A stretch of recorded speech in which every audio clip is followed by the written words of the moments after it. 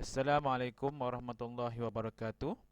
Bertemu lagi kita dalam kelas Bahasa Melayu bersama Cikgu Hanif. Okey, hari ini cikgu akan bincangkan tentang teknik menjawab pemahaman ataupun bahagian A dalam kertas Bahasa Melayu UPSR kertas 1 Okey, kita teruskan slide kita iaitu format kertas 1 kertas Bahasa Melayu UPSR.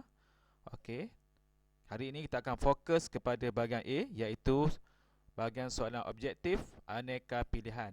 Ada 20 soalan pada bahagian A yang membawa markah sebanyak 20 markah. Okey.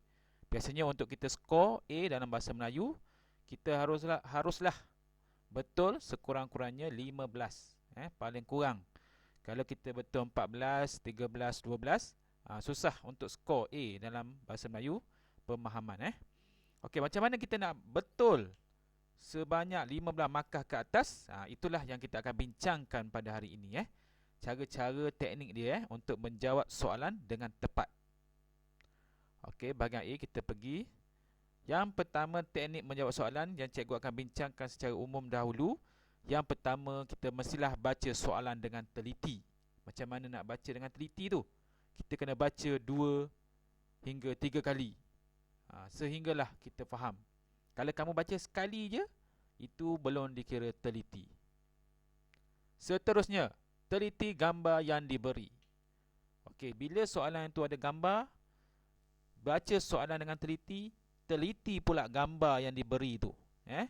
Kerana gambar itu akan membantu kamu untuk menentukan jawapan yang tepat. Seterusnya, jawab soalan yang dirasakan mudah dahulu. Ini untuk membantu kamu menjimatkan masa.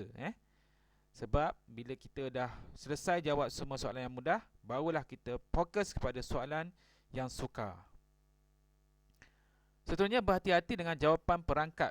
Di sini bermaksud jika soalan itu ada kecuali. Jadi kamu kena berhati-hati. Pilih jawapan yang betul.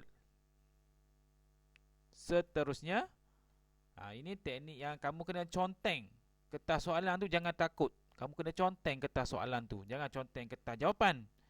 Kertas soalan boleh conteng. Jadi kamu boleh bulat, gariskan maklumat ataupun kata kunci soalan. Pada soalan itu kamu boleh bulatkan, kamu gariskan, untuk memudahkan kamu mengesan jawapan yang tepat. Seterusnya, bagi ayat yang sama maksud. Ini soalan yang ayat sama maksud, kita gunakan teknik palang, juga untuk memudahkan kamu mengesan jawapan yang tepat. Seterusnya, bagi soalan yang ada jawapan aneka pilihan, kita gunakan teknik potong, untuk memudahkan kamu memilih jawapan yang tepat juga. Teknik-teknik ini kita akan bincangkan selepas ini.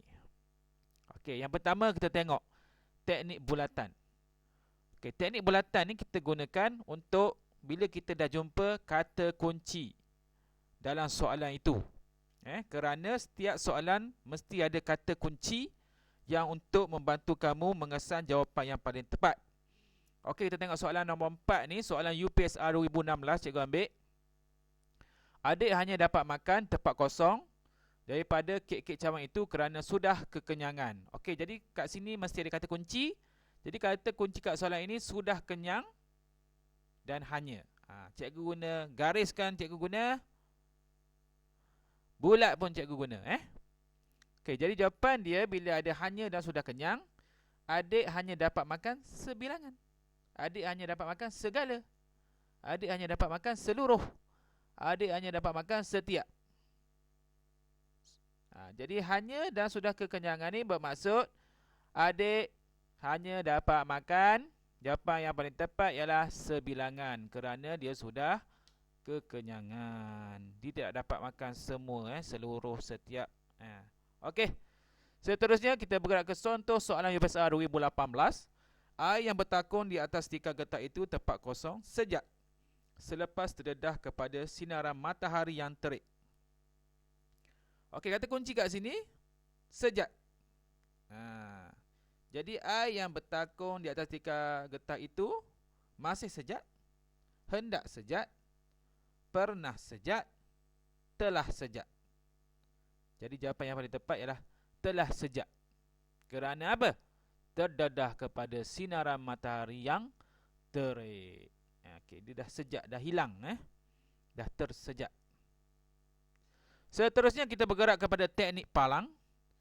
Okey, macam mana teknik palang? Okey, di sini cikgu ambil contoh soalan UPSR 2017. Bila ayat yang sama masuk dengan ayat yang diberikan, semua rakan sekelas Adam menyenangi sikapnya yang pemurah. Okey, jadi cikgu palang kat tengah ni, kita bahagikan kepada dua. Ada semua rakan sekelas Adam menyenangi sikapnya yang pemurah. Okey, tengok soalan A. Cikgu palang di sini untuk membantu kita. Senang tengok sebab kita dah pendekkan ayat dia. Adam dan semua rakan sekelasnya disenangi. Jadi kat situ dah salah, kurang tepat kan. Okey, yang kedua, sikap Adam yang pemurah. Okey, sama dengan atas. Sikapnya yang pemurah disenangi oleh semua rakan sekelasnya. Semua rakan kelas Adam menyenangi. Okey, jadi macam tepat. Tapi kita tengok dulu C. Semua rakan sekelas Adam. Nak potong kat mana? Okey, semua rakan sekelas Adam disenangi oleh Adam yang pemurah. Okey, Adam yang pemurah, kurang tepat. Sikapnya yang pemurah. Okey. Semua rakan sekelas Adam disenangi oleh Adam. Okey, ya salah. Okey, D. Nak potong kat mana? Okey, cikgu potong kat situ. Sikap pemurah semua rakan sekelanya. Jadi ini sikap pemurah semua rakan sekelanya. Sepatutnya kat atas. Sikapnya yang pemurah. Adam sikap yang pemurah. Jadi jawapan yang paling tepat di situ ialah B. Jadi inilah contoh teknik palang. Okey. Bila yang sama maksud dengan ayat diberikan, cerita rakyat merupakan salah satu cabang sastra tradisional yang perlu diketahui dan dihayati oleh kanak-kanak. Okey, cikgu potong, cikgu bagikan pada 3. Jadi A, cikgu bagikan kepada 1, salah satu cabang cerita rakyat daripada sastra tradisional perlu diketahui dan dihayati oleh kanak-kanak.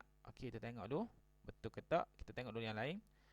B, kanak-kanak perlu menghayati dan mengetahui sastra tradisional sebagai salah satu cabang cerita rakyat. Okey, kita tengok dulu yang ketiga.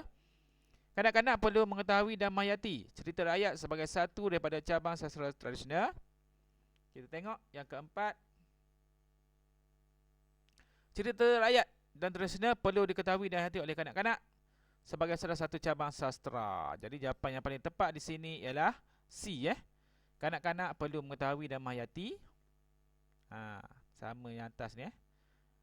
Diketahui dan dihayati oleh kanak-kanak. Cerita rakyat kat sini sebagai salah satu daripada cabang sastra tradisional, merupakan salah satu cabang sastra tradisional. Okey.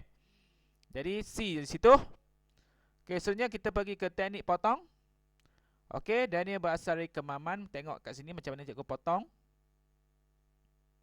Cikgu tak potong kat situ, cikgu write dulu. Okey, menunjukkan ayat ni tepat. Dari kita guna formula ATMW, arah, tempat, masa, waktu. Gambar yang cantik itu saya lukis. Okey, biarkan dahulu. C, Ali menendang dengan kuat bola itu. Okey, ni kurang tepat. Ali menendang apa? Menendang bola itu dengan kuat. Okey, jadi bila nombor 3 dah salah, automatik kita potong kat bawah ni sebab dia ada nombor 3. Automatik kita potong yang B ni sebab dia ada nombor 3. Jadi nombor 1 dengan 2 ke 1 dengan 4. Jadi semua pekerja mogok kerana tuntutan kenaikan gaji. Situ dia ada kurang tepat. Jadi jawapan dia 1 dan 2. Walaupun nombor 2 ni kamu kurang pasti, tapi nombor 3 dan 4 ni memang kamu pasti salah. Jadi jawapan dia A, 1 dan 2 sahaja. Okey. Contoh soalan PSR 2016. Okey, nombor 1 betul. Cikgu tandakan betul. Nombor 2, adik menangis kerana tidak mahu makan ubat yang pahit itu. Betul. Automatik potong sebab salah.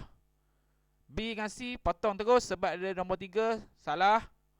Jadi nombor 4 pun salah, potong. Jadi jawapan dia 1 dan 2. Inilah teknik potong.